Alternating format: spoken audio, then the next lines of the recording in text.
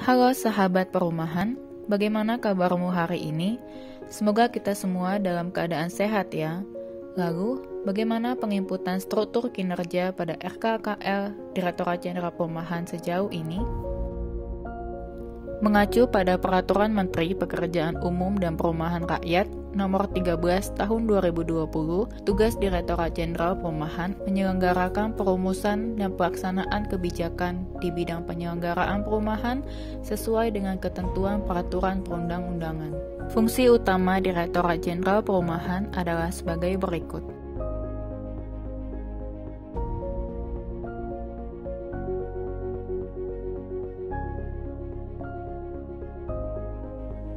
Direktorat Jenderal Perumahan memiliki 4 kegiatan fisik utama, yaitu bantuan stimulan rumah swadaya (BSPS) untuk masyarakat berpenghasilan rendah, pembangunan rumah khusus untuk masyarakat daerah perbatasan, terdampak bencana, terdampak program pemerintah, serta masyarakat terluar, terpencil, daerah tertinggal, pembangunan rumah susun untuk ASN TNI Polri, MBR atau pekerja, perguruan tinggi, dan lembaga pendidikan berasrama.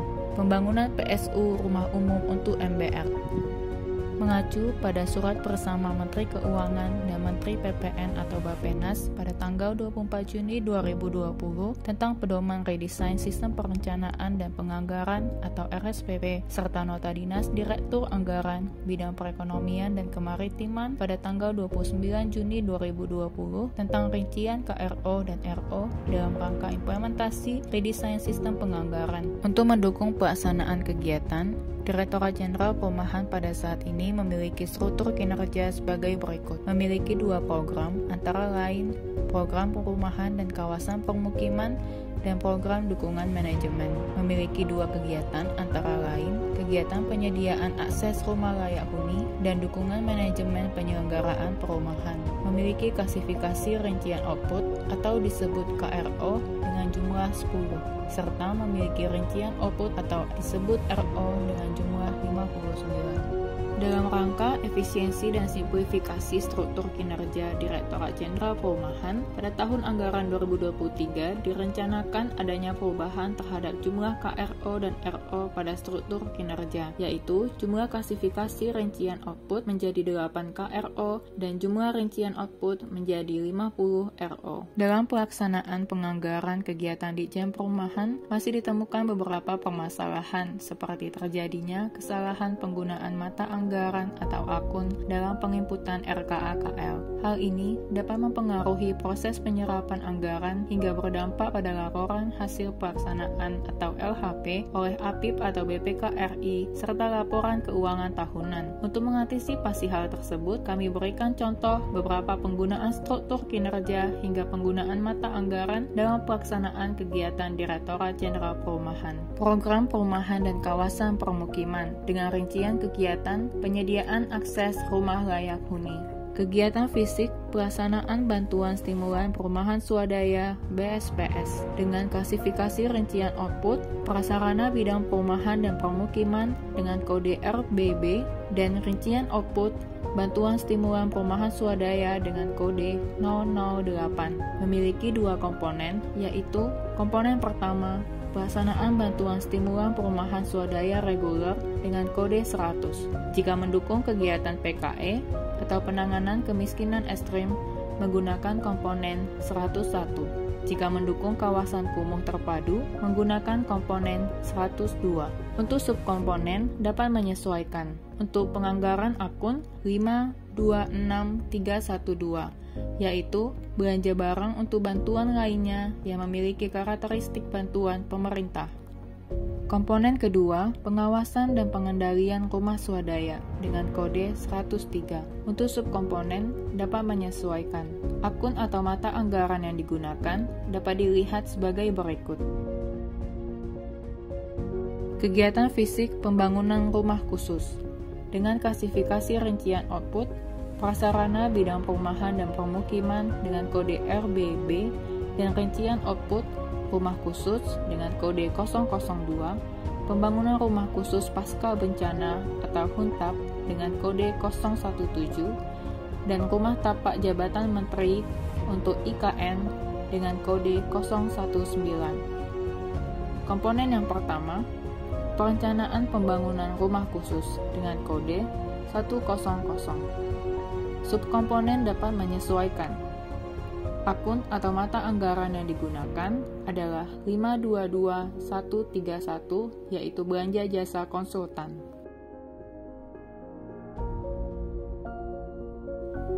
Komponen kedua, pembangunan rumah khusus dan PSU pendukungnya dengan kode 101.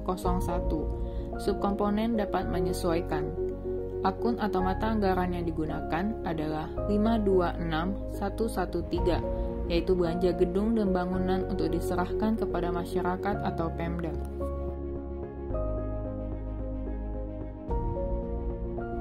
Komponen ketiga, pengawasan dan pengendalian pembangunan rumah khusus dengan kode 102. Subkomponen dapat menyesuaikan. Akun atau mata anggaran yang digunakan dapat dilihat sebagai berikut.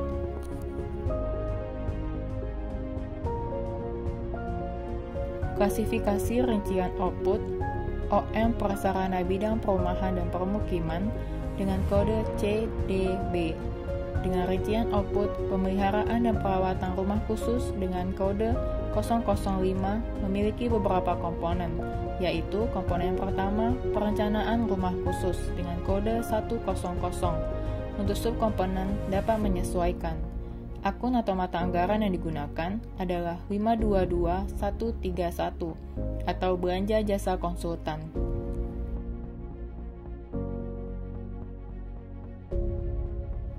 Komponen kedua, pemeliharaan pembangunan rumah khusus dengan kode 101.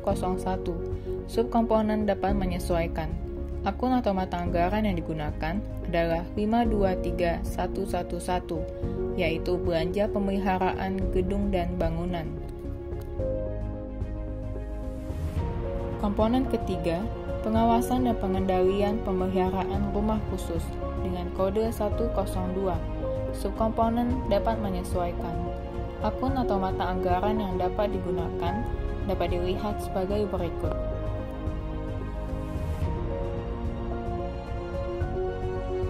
Kegiatan fisik pembangunan rumah susun dengan klasifikasi rincian output prasarana bidang perumahan dan permukiman dengan kode RBB dan prasarana bidang perumahan dan permukiman dengan kode CBB.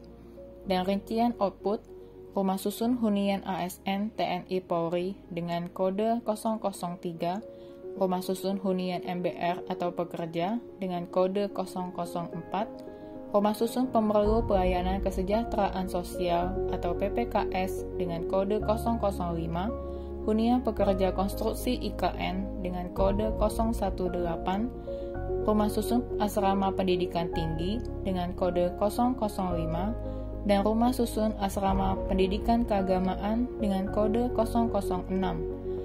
Komponen yang pertama, perencanaan pembangunan rumah susun dengan kode 100. Subkomponen dapat menyesuaikan. Akun atau mata anggaran yang digunakan adalah 522131, yaitu belanja jasa konsultan. Komponen kedua, pembangunan rumah susun dan pengadaan mebeler dengan kode 101. Subkomponen dapat menyesuaikan. Akun atau mata anggaran yang digunakan dapat dilihat sebagai berikut. Komponen ketiga, pengawasan dan pengendalian pembangunan rumah susun dengan kode 102. Subkomponen dapat menyesuaikan. Akun atau mata anggaran yang digunakan dapat dilihat sebagai berikut.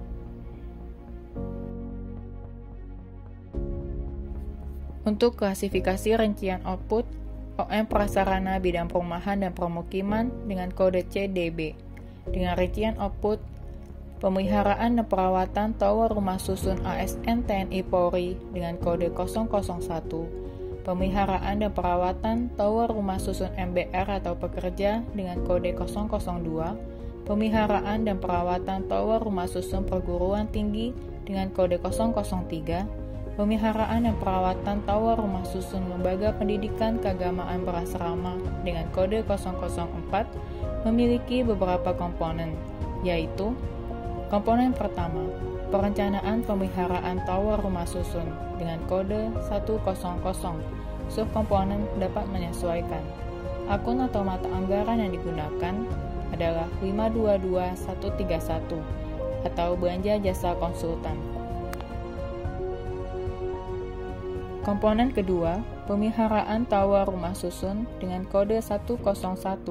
Subkomponen dapat menyesuaikan. Akun atau mata anggaran yang dapat digunakan adalah 523111, yaitu belanja pemeliharaan gedung dan bangunan, serta 523119, yaitu belanja pemeliharaan gedung dan bangunan lainnya. Komponen ketiga, pengawasan dan pengendalian pemeliharaan tower rumah susun dengan kode 102. Subkomponen dapat menyesuaikan. Akun atau mata anggaran yang digunakan dapat dilihat sebagai berikut.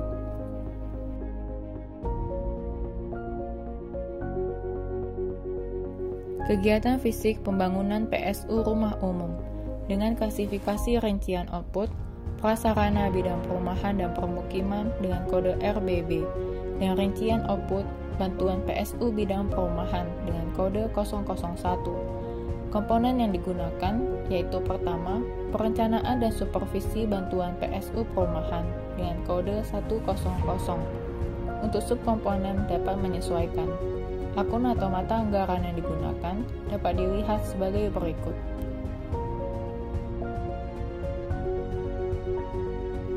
Komponen kedua, pembangunan bantuan PSU perumahan bagi MBR dengan kode 101 dan pembangunan jalan akses perumahan umum atau jalan penghubung antar perumahan dengan kode 102. Untuk subkomponen dapat menyesuaikan. Akun atau mata anggaran yang digunakan adalah 526114, yaitu belanja jalan, irigasi, dan jaringan untuk diserahkan kepada masyarakat atau Pemda. Komponen ketiga, pengawasan dan pengendalian pelaksanaan pembangunan PSU perumahan bagi MBR dengan kode 103. Untuk subkomponen dapat menyesuaikan. Akun atau mata anggaran yang digunakan dapat dilihat sebagai berikut.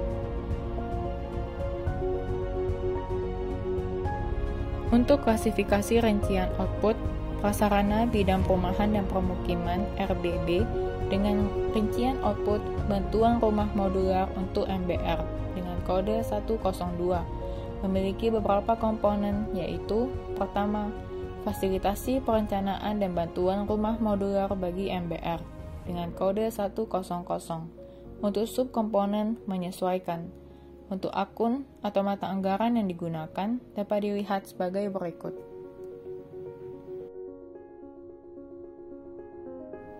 Komponen kedua, pembangunan rumah modular bagi MBR dengan kode 101. Subkomponen dapat menyesuaikan. Akun atau mata anggaran yang digunakan dapat dilihat sebagai berikut. Komponen ketiga, pengawasan dan pengendalian pelaksanaan pembangunan PSU perumahan bagi MBR dengan kode 102. Subkomponen dapat menyesuaikan. Akun atau mata anggaran yang digunakan dapat dilihat sebagai berikut.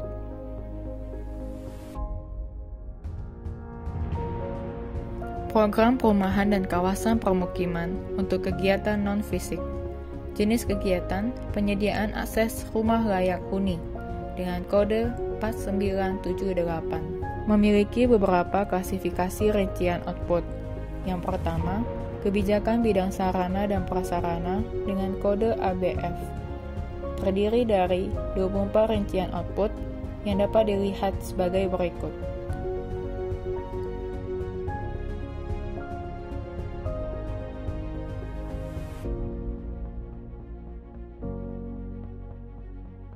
Klasifikasi rincian output, pemantauan dan evaluasi serta pelaporan dengan kode FAE memiliki 6 rincian output yang dapat dilihat sebagai berikut.